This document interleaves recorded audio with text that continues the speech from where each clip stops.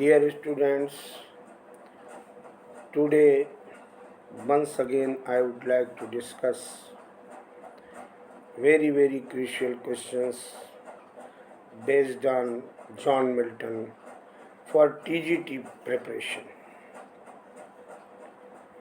First of all, I would like to make it clear, if all of you are firmly determined regarding preparation for TGT, these questions will be very fruitful. Let us see question number 101।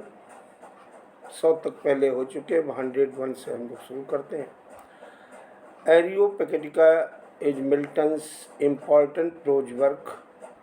What is its subject matter? तो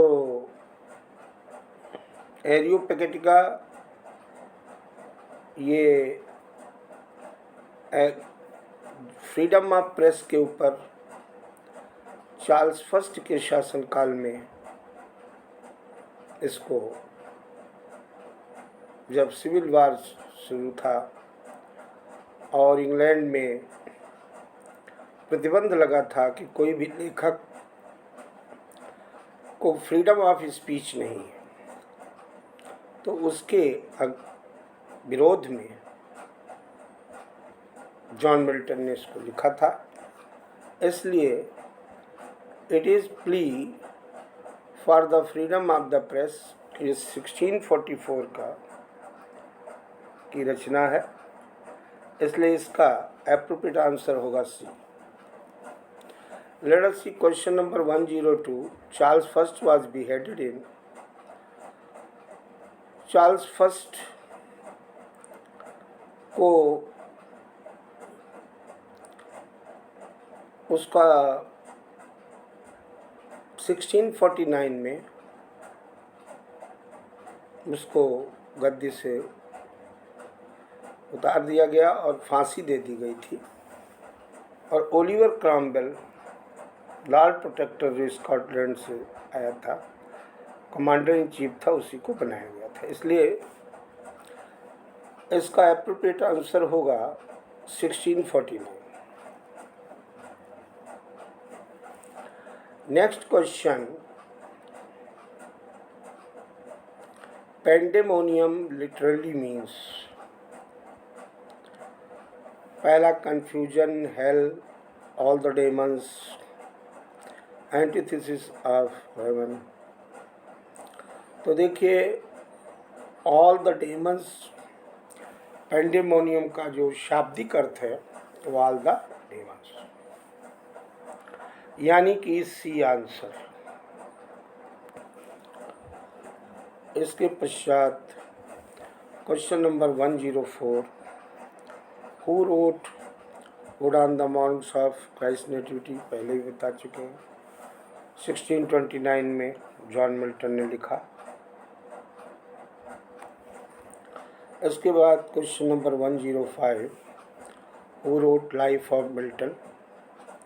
तो right of Milton, जो Milton का जीवन है, ये पुस्तक किसने लिखी? तो इसको डेविड मैसन ने लिखी। किसने लिखी? David Mason.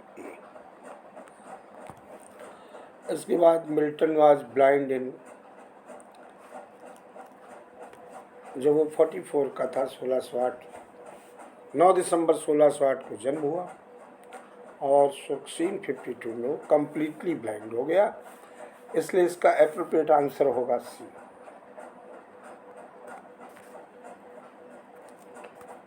Late us see question number 107। Who was appointed as an assistant of Milton? और इसमें जो है 4 ऑप्शन है: John Suckling, Richard Lovelace, Abraham Cowley और एंड्रू मार्वेल। तो देखिए, ये सकलिंग, रिचर्ड लवलेस, ये जो कैरोलाइन पोइट्स हैं, लेकिन एंड्रयू मार्वेल जो मेटाफिजिकल पोएट है, ये इसका असिस्टेंट माना जाता था, सहयोगी। इसलिए इसका एप्रोप्रिएट आंसर होगा डी। कौन सा होगा? डी। डी वाला इसका एप्रोप्रिएट आंसर होगा, Andrew Marvell. Next question, question number 108। Paradise Lost was published with a commendatory poem in the preface by। Question number 108, ये जो पैराडाइज लॉस्ट पब्लिश किया गया with commendatory poem in the preface, वो Andrew Marvell ने ही लिखी थी।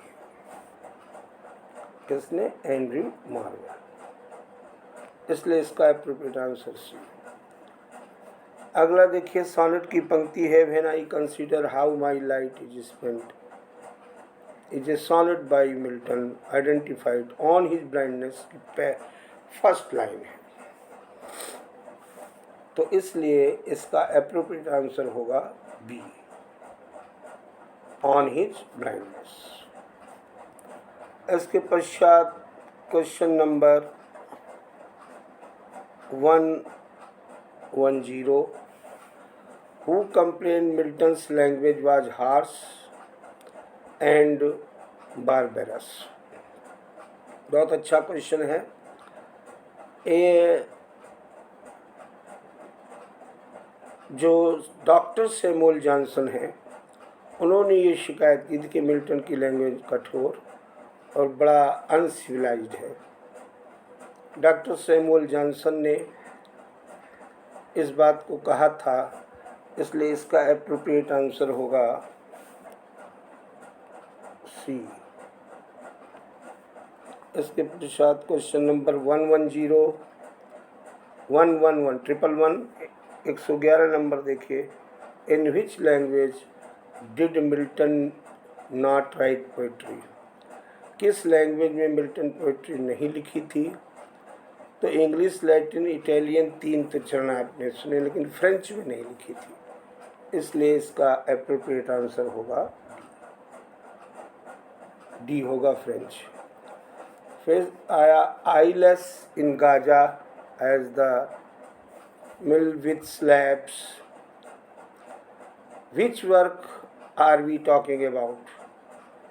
तो आप जानते हैं कि सैमसन एगोनिस में जो सैमसन है स्वयं, वो गाजा में जेल में है और उसको इम्प्रिजनमेंट में डाल दिया गया है। तो सैमसन एगोनिस की ये पंक्ति है, यानी ऑप्शन होगा बी। कौन सा? B. Question number 113, choose the correct chronological sequence. अब इसमें क्रोनोलॉजिकल सीक्वेंस में आपको लगाना है, तो अलग अलग लेखकों की है। पहला, Hutchinson's Memoirs of the Life of Colonel Hutchinson, Milton's Paradise Lost, Bunyan's Progress, Dryden's The Hind and the Panther. फिर हचिंसन्स मेमोयर्स, तो हिंद एंड पैंथर तो क्रिस्टोफर मार्लो पहले है, Bunyan's Progress, Dryden's, Hind and the Panther, Milton's Paradise Lost 1666, यहीं से। उसके बाद Bunyan's Progress, फिर Dryden's, Hind and Panther, Hutchinson's Memoirs, Dryden's, Hind and the Panther, Bunyan's. तो पैराडाइज लॉस्ट जो है इनमें सबसे पहले है, और उसके बाद बनियान्स, जॉन बनियन का पिलग्रिम्स प्रोग्रेस है, इसलिए एलेग्री है जो, इसलिए इसका एप्रोप्रिएट आंसर सी होगा। Question number 114, late us see the main character in paradise lost, book first and book second is. देखिए, इसमें जो केवल बुक फर्स्ट और बुक सेकेंड की बात कर रहा है, तो आप जानते हैं कि सैटर्न जो है वही पूरे उसमें एक्टिव है, इसलिए इस एपिक के लास्ट यानी बुक फर्स्ट और बुक सेकंड में सैटर्न को जो है माना जाएगा इसका एप्रोप्रिएट आंसर। वैसे पूरे उसमें सैटर्न को ही मानना उचित होगा पैराडाइज लॉस्ट एपिक में, लेकिन there are different views regarding the hero of the play, hero of the epic. कुछ लोग सैटर्न को, कुछ लोग एडम को, कुछ लोग गॉड को, लेकिन देखा जाए कि in entire epic Satan is the most, Satan is सबसे ज़्यादा major role has been exhibited. तो उस हिसाब से सैटर्न, लेकिन अब सैटर्न है तो कहीं कहीं विद्वानों ने गॉड को माना है, एडम को माना है, तो यहाँ पर सैटर्न होगा बुक फर्स्ट बुक सेकंड में। इसमें ये निर्विवाद है, अनडिस्प्यूटेड। 115 क्वेश्चन नंबर, इसमें आया कि name the critic who found Milton poetry harsh and unequal with little music. तो ये डॉक्टर सैमुअल जॉनसन है, ये पहले भी इसका आ चुका है। उसके पश्चात क्वेश्चन नंबर आइए हम लोग देखते हैं 1116, in which work does the following line occur, that with no middle flight intends to soar. तो ये जो है 1632 में जब एल एग्रो और एल पेंजरेजो, तो इसमें जो एल पेंजरेजो है उसमें लाइन आई है जिसमें गॉडेस ऑफ मेलनकली की प्रार्थना करता है जॉन मिल्टन, उसमें ये लाइन आती है, इसलिए इसका एप्रोप्रिएट आंसर होगा बी। उसके पश्चात क्वेश्चन नंबर 117, इसमें Johnson didn't the Milton Samson agonist on the Aristotelian grounds because. Milton का जो सैमसन एगोनिस्ट है वो अरिस्टोटेलियन अरस्तु पद्धति में अरस्तु के अनुसार ग्राउंड्स में नहीं है, क्योंकि अब इस परिप्रेक्ष्य में 4 ऑप्शन हैं। It had a beginning and middle but no end, it had a beginning and an end but no middle है, बी वाला। इसका ऑप्शन क्या होगा? बी। इसका ऑप्शन है बी। इसके पश्चात question number 118, who use the term high disdain. तो हाई डिस्डेन जो टर्म है वो मिल्टन ने ही यूज किया, इसलिए इसका appropriate answer B. Question number 119, in which book Paradise Lost does the following line occur. तो a paradise within the happier far, ये बुक सेकंड में है, इसमें है बुक सेकंड में,